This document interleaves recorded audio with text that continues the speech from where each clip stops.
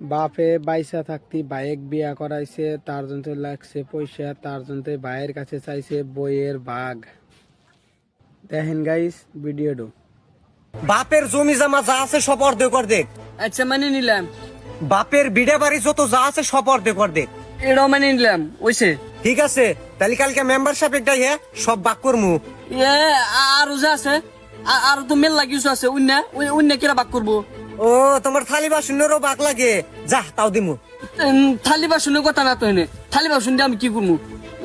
তুমি তো আব্বা বাচ্চা থাকতে তুমি আবার টেয়া দিয়ে বিয়া করছাও না। হ তাই কি? তোমার বইয়ের বাগও লাগবো আমার। আরাম চাতা কয় কি ওই না কি কয়, ওই না কি কয়, তোকে একবার খুন করমু। ও আহুন উচিত কথা কইছি, আহুন জাল ধরছে। অত কিছু আমি বুঝি না, আমার তোমার বইয়ের বাগ লাগবো, আমার বইয়ের বাগ লাগবো। এই যে আমি গেলাম। ভূত লাগনা গেল করে কি কর তুই? খালি হেলে 1 মিনিট খারা, আমি ঘরে যামু আর আমু আসতাইছি। ও খাই তো কাম নাই, মায়ের বাগ চাই না, আমি বইয়ের বাগ চাইছি, আমি আসতেছি।